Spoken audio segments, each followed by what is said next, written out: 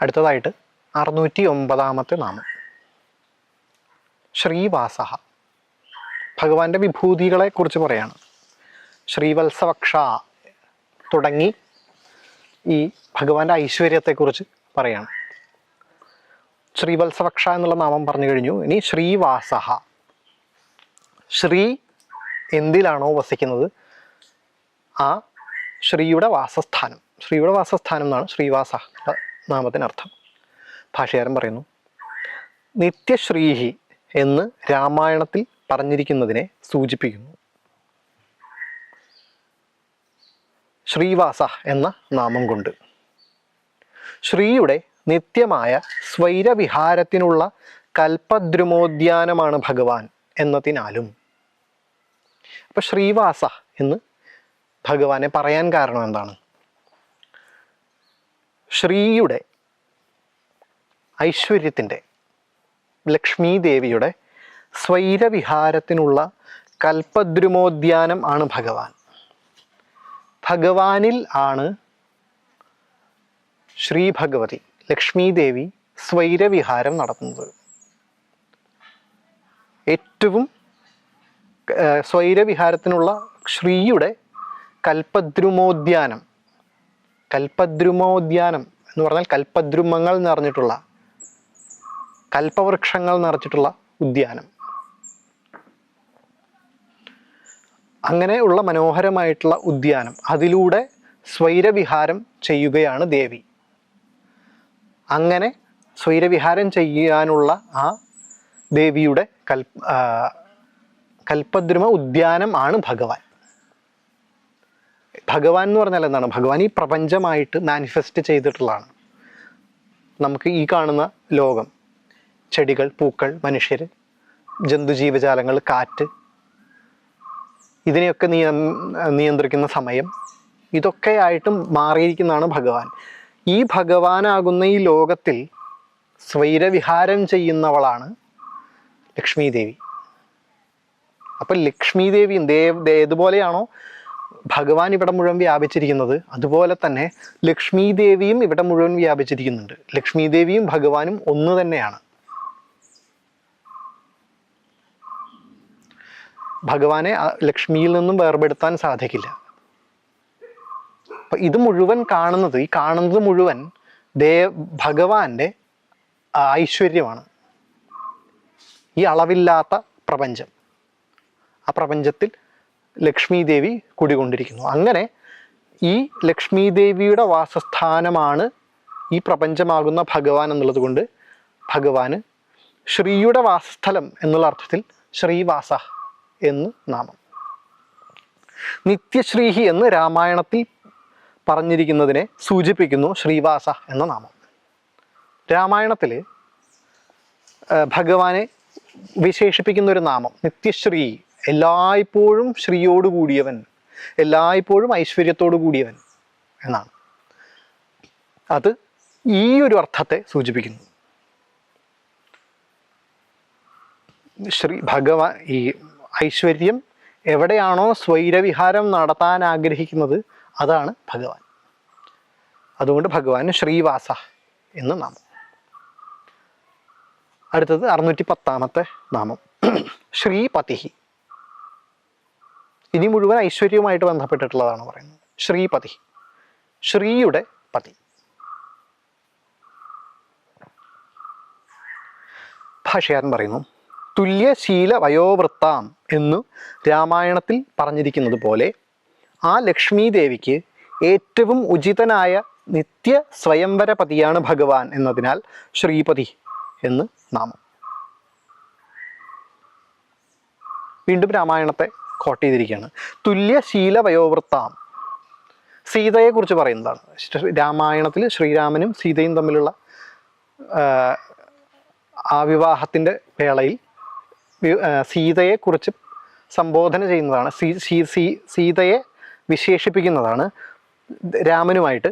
തുല്യശീല വയോവൃത്താം, തുല്യമായിരിക്കുന്ന ശീലം, വയസ്സ്, വൃത്തി, ഈ മൂന്നോടും കൂടിയവൾ.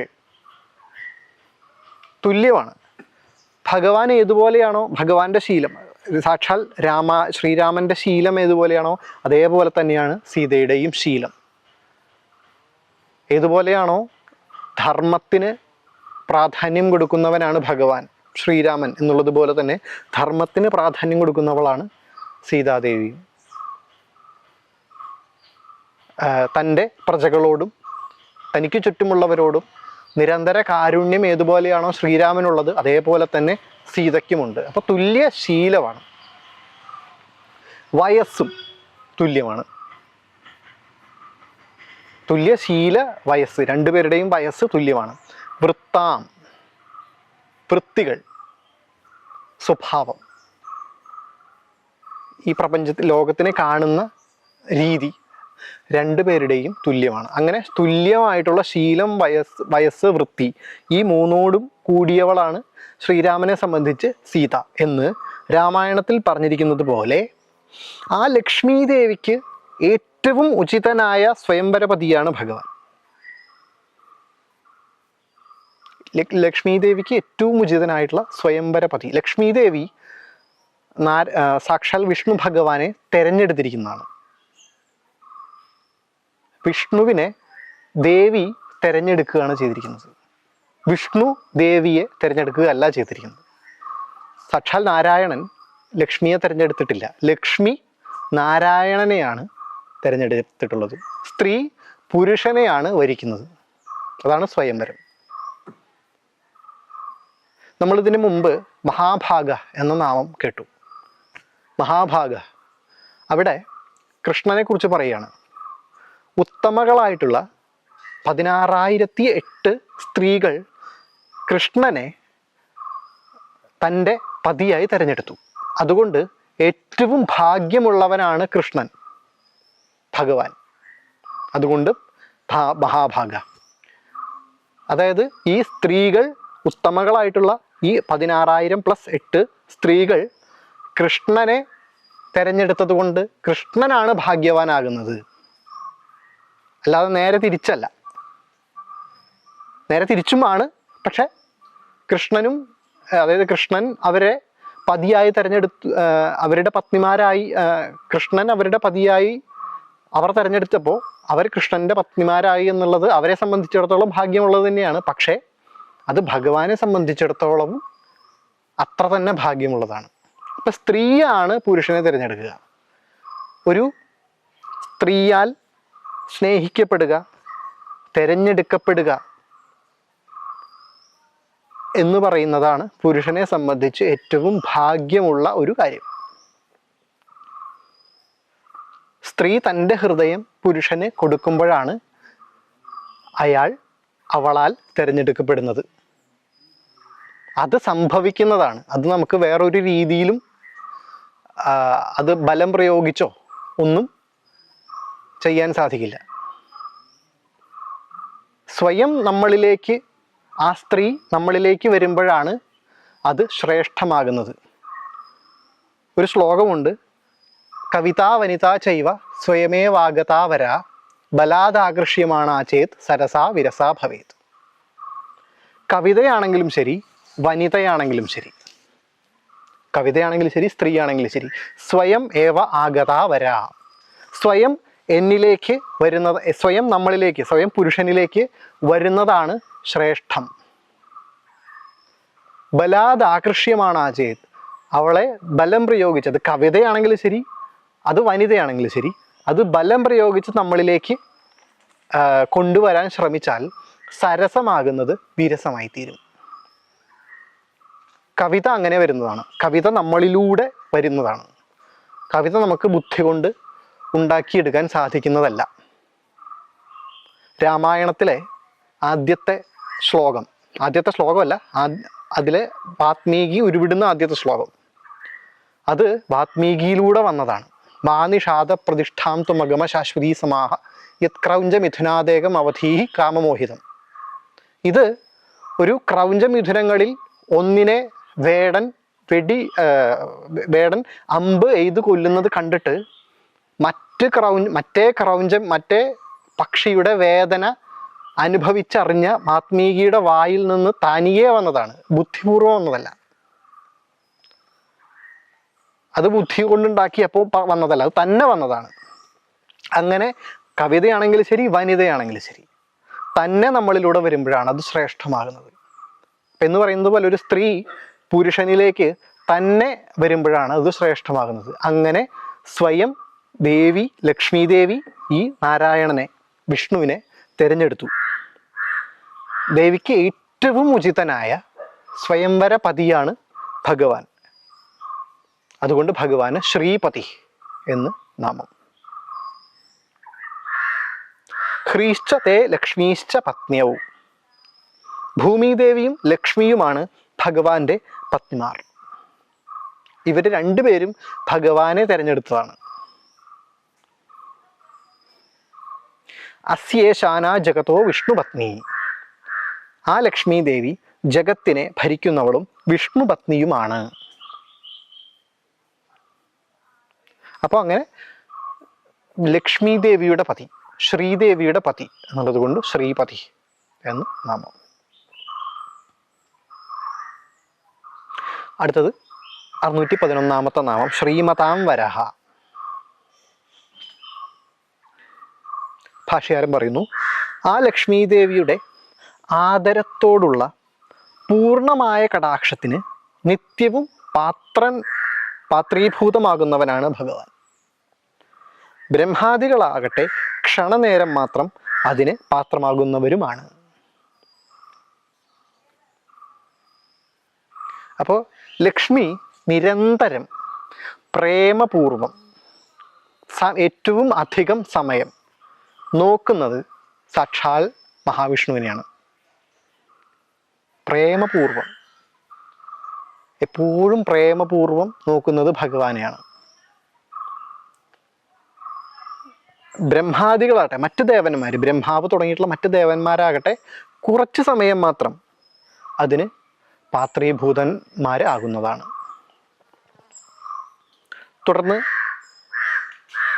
വിഷ്ണു പുരാണത്തിൽ ഒരു ശ്ലോകം പറയാണ്, ശുക്ല മാല്യാംബരധര സ്നാതാഭൂഷണഭൂഷിത പശ്യതാം സർവദേവാനാം യയൗ വക്ഷസ്ഥലം ഹരേഹ തയ അവലോകിതാ ദേവ ഹരിവക്ഷസ്ഥലസ്ഥയാ ലക്ഷ്മ്യാ മൈത്രേയ സഹസ പരാം നിർവൃതിമാഗതാഹ.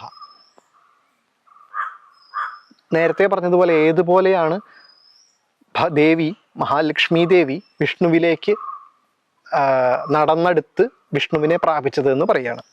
വെളുത്ത ദിവ്യമായ മാലകളോടും വസ്ത്രത്തോടും കൂടിയവളും സ്നാതയായി എല്ലാ ഭൂഷണങ്ങളാലും ഭൂഷിതയായിരിക്കുന്നവളും ആയ ആ ലക്ഷ്മി ദേവി എല്ലാ ദേവന്മാരും നോക്കി നിൽക്കെ മഹാവിഷ്ണുവിൻ്റെ വക്ഷസ്ഥലത്തും ചെന്ന് സ്ഥാനമുറപ്പിച്ചു.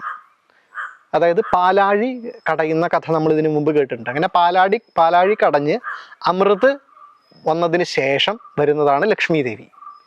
അങ്ങനെ അമൃതിന് ശേഷം വരുന്ന ഈ പാലാഴിയിൽ നിന്നും പൊന്തി വന്ന ലക്ഷ്മി ദേവി വന്നയുടനെ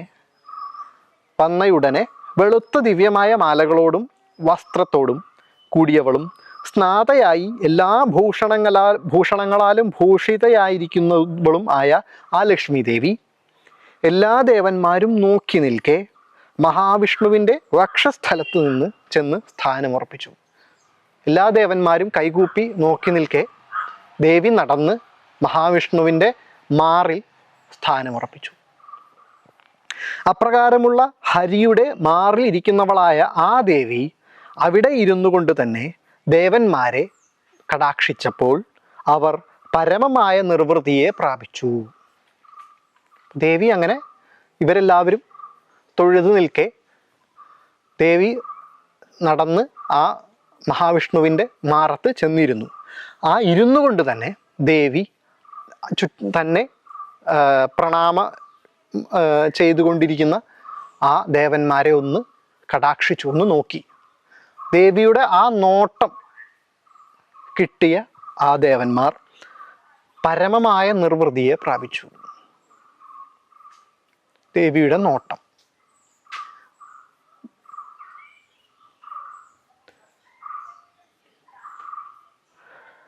അതുകൊണ്ട് അങ്ങനെയുള്ള അപ്പം അങ്ങനെ ആ നോട്ടം പ്രാപിച്ചു. അപ്പം അങ്ങനെ ദേവി വിഷ്ണുവിനിൽ ഇരുന്നു കൊണ്ട് ദേവന്മാരെ നോക്കി. അപ്പോൾ പക്ഷെ ദേവി ശരിക്കും തൻ്റെ പ്രേമപൂർവമായിട്ടുള്ള ഏറ്റവും സമയക്കൂടുതലുള്ള കടാക്ഷം ചെയ്യുന്നത് ഭഗവാനെയാണ്. അതുകൊണ്ട് തന്നെ ഭഗവാന് ശ്രീമതാം വരഹ എന്ന് നാമം. ശ്രീമാന്മാരിൽ വെച്ച് ഏറ്റവും ശ്രേഷ്ഠൻ. ഇവരെല്ലാവരും, മറ്റു ദേവന്മാരെല്ലാവരും ശ്രീമാന്മാർ തന്നെയാണ്. കാരണം എല്ലാവരെയും ദേവി നോക്കും, എല്ലാവരെയും ലക്ഷ്മി ദേവി കടാക്ഷിക്കും. പക്ഷെ ഭഗവാനെയാണ് ഏറ്റവും കൂടുതൽ നേരം കടാക്ഷിക്കുക, ഏറ്റവും പ്രേമപൂർവവും കടാക്ഷിക്കുക. മാത്രമല്ല ഭഗവാനിലാണ് ഈ ദേവി കുടികൊള്ളുന്നത്.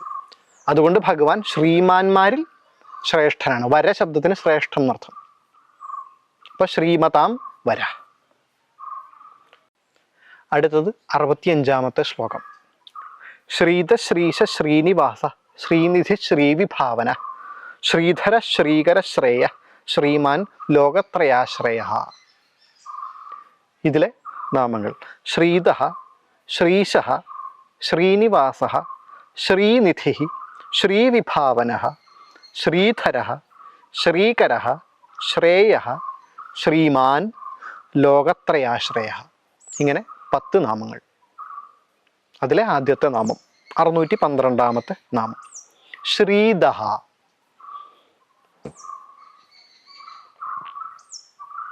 ശ്രീധ ഭാഷകാരൻ പറയുന്നു ശ്രീയെ കൊടുക്കുന്നവൻ എന്നാണ് ശ്രീധ എന്നുള്ള നാമത്തിൻ്റെ അർത്ഥം. ഭാഷകാരൻ പറയുന്നു, എല്ലായ്പ്പോഴും നൂതനമായതും നിർവ്യാജമായതുമായ പ്രണയരസമാകുന്ന ശ്രീയെ ആ ദേവിക്ക് നൽകുന്നു ഭഗവാൻ എന്നതിനാൽ ശ്രീധ എന്ന് നാമം. ശ്രീധ, ശ്രീയെ നൽകുന്നു. ശ്രീയെ നൽകുന്നത് ഭഗവാനാണ്. അതുകൊണ്ട് ഭഗവാന് ശ്രീധ. ശ്രീം ദദാതി ഇതി ശ്രീധ. എന്താണ് ശ്രീ? മഹാലക്ഷ്മിയെ കുറിച്ച് പറഞ്ഞു. ലക്ഷ്മിയെ ഇതുപോലെയാണ് മഹാവിഷ്ണുവിനെ പ്രാപിച്ചത് എന്ന് പറഞ്ഞു. ആ മഹാലക്ഷ്മിക്ക് വേണ്ടിയിട്ട് ശ്രീയെ കൊടുക്കുന്നു. അതുകൊണ്ട് ഭഗവാന് ശ്രീധ. എന്താണ് ആ ലക്ഷ്മി? എന്താണ് ആ ശ്രീ? എല്ലായ്പ്പോഴും നൂതനമായതും നിർവ്യാജമായതുമായ പ്രണയരസമാകുന്ന ശ്രീയെ ആ ദേവിക്കു നൽകുന്നു ഭഗവാൻ എന്നതിനാൽ ശ്രീധ എന്ന് നാമം. എല്ലായ്പ്പോഴും നൂതനമായതും നിർവ്യാജമായതുമായിട്ടുള്ള പ്രണയരസം അത് ഭഗവാന് മാത്രമേ കൊടുക്കാൻ സാധിക്കുകയുള്ളൂ. അത് ലക്ഷ്മിക്ക് മാത്രമേ സ്വീകരിക്കാനും സാധിക്കുകയുള്ളൂ. സാധാരണ മനുഷ്യരുടെ പ്രണയരസം എന്ന് പറയുന്നത് നൂതനമായിരിക്കില്ല. പ്രണയിതാക്കള് പ്രണയിച്ചു കൊണ്ടിരിക്കുന്ന സമയത്ത് തുടക്കത്തിൽ എപ്പോഴും അത് നൂതനമായിരിക്കും. ഓരോ മൊമെൻറ്റും പുതിയതായിരിക്കും. പക്ഷേ കുറച്ചു കാലം കഴിഞ്ഞാൽ അതിൻ്റെ ആ പുതുമ നഷ്ടപ്പെടും. ആ മൊമെൻറ്റുകൾ വീണ്ടും വീണ്ടും ആവർത്തിക്കാൻ തുടങ്ങും. നമ്മൾ എത്രയൊക്കെ ശ്രമിച്ചാലും അത് നൂതനമാക്കി നിർത്താൻ സാധിക്കില്ല സാധാരണ ആളുകൾക്ക്. അപ്പോൾ സ്വാഭാവികമായിട്ടും നൂതനമല്ലാത്തത് കൊണ്ട് തന്നെ ചില സമയങ്ങളിൽ നൂതനമാണ് എന്നുള്ള വ്യാജേന നമ്മൾ പ്രണയിക്കാറുമുണ്ട്. പക്ഷെ ഭഗവാൻ ലക്ഷ്മിയെ പ്രണയിക്കുന്നത് എങ്ങനെയാണ്? നൂതനമാണ്, എപ്പോഴും പുതിയതാണ്, എവർ ഫ്രഷാണ്. ദേവിയെ എപ്പോൾ ഭഗവാൻ സമീപിക്കുമ്പോഴും ദേവിയോട് എപ്പോൾ പ്രണയ സല്ലാപം ഭഗവാൻ നടത്തുമ്പോഴും ആ സമയം, ആ രീതി ദേവിയെ സംബന്ധിച്ചിടത്തോളം പുതിയതായിരിക്കും. ഓരോ മൊമെൻറ്റും പുതിയതായിട്ട് നിലനിൽക്കുക എന്നുള്ളതാണ് പ്രണയത്തിന് ഏറ്റവും ആവശ്യകരമായിട്ടുള്ളത്. ഓരോ മൊമെൻറ്റും പുതിയതാണ്. ഓരോ മൊമെൻറ്റും പുതിയതാണ് എന്നുള്ളത് കൊണ്ട് തന്നെ നിർവ്യാജമാണ്. അതിന് നമ്മൾ നടിക്കേണ്ട ആവശ്യമില്ല. അത് വ്യാജമല്ല, അത് ഭഗവാനിൽ നിന്നും സ്വാഭാവികമായിട്ടും വരുന്നതാണ്. അപ്പോൾ നൂതനമായതും നിർവ്യാജമായതുമായിട്ടുള്ള പ്രണയരസമാകുന്ന ശ്രീയെ ആ ദേവിക്ക് നൽകുന്നു ഭഗവാൻ. അതുകൊണ്ട് ശ്രീധ എന്ന് നാമം. ഭഗവാന്റെ ജീവൻ തന്നെയാണ് ആ ദേവി എന്നർത്ഥം. ഭഗവാന്റെ ജീവനാണ് ആ ദേവി, ഭഗവാന്റെ ശ്വാസമാണ് ആ ദേവി. ഈ പ്രപഞ്ചത്തിൽ പ്രപഞ്ചമായിട്ട് നിലനിൽക്കുന്ന ഭഗവാനിൽ ഉൾച്ചേർന്നിരിക്കുന്നതാണ് ഈ ഐശ്വര്യം മുഴുവൻ. അപ്പോൾ അത് ആണ് ഈ ദേവി, അതാണ് ഈ ദേവിയും ഭഗവാനും തമ്മിലുള്ള ബന്ധം. അവർ തമ്മിൽ വ്യത്യാസമില്ല. രാമായണത്തിൽ സീതാദേവി ലക്ഷ്മണനാൽ ഇപ്രകാരം നിരൂപിക്കപ്പെടുന്നു. രാമായണത്തിൽ ലക്ഷ്മണൻ പറയാണ് സീതാദേവിയെയും ശ്രീരാമനെയും കുറിച്ച്: നച സീത ത്വയാഹീന ന ചാഹമപി രാഘവ മുഹൂർത്തമപി ജീവാവ ജലാത് മത്സ്യാവിബോധൃതൗ.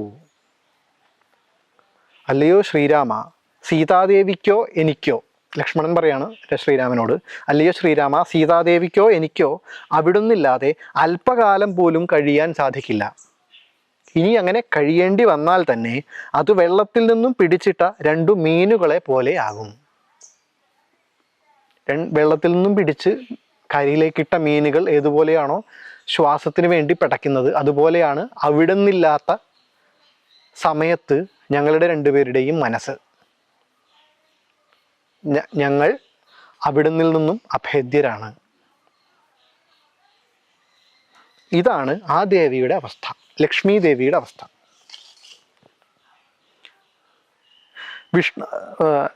പ്രമാണങ്ങൾ പറയാണ് വിഷ്ണോ രേഷാനപായിനി. ആ ദേവി വിഷ്ണുവിൽ നിന്നും വേർപെടുത്താനാകാത്തവളാണ്.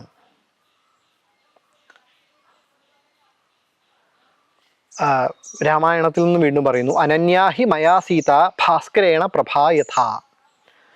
ഞാനും സീതയും, ശ്രീരാമൻ പറയാണ്, ഞാനും സീതയും അന്യമാകാത്തവരാണ്, സൂര്യനും രശ്മികളും പോലെ. സൂര്യൻ എത്ര കാലം, സൂര്യനെക്കാലത്തൊക്കെ ഉണ്ടോ അന്നൊക്കെ രശ്മികളും ഉണ്ടായിരിക്കും. അതുപോലെ വേർപെടുത്താനാവാത്തവരാണ് ഞാനും സീതയും. സീത പറയുന്നു അനന്യാ രാഘവേണാഹം. ആ ശ്രീരാമനിൽ നിന്നും അന്യമാകാത്തവളാണ് ഞാനും. അങ്ങനെ എപ്പോഴും പുതിയ മാനങ്ങളുള്ള പ്രണയരസത്തോടു കൂടിയിട്ടാണ് ഭഗവാനും ലക്ഷ്മി ദേവിയും നിലനിൽക്കുന്നത്. അങ്ങനെയുള്ള പ്രണയരസമാകുന്ന ശ്രീയെ ദേവിക്ക് കൊടുക്കുന്നു, ദേവിക്ക് ദാനം ചെയ്യുന്നു എന്നുള്ളത് കൊണ്ട് ശ്രീത എന്ന് നാമം.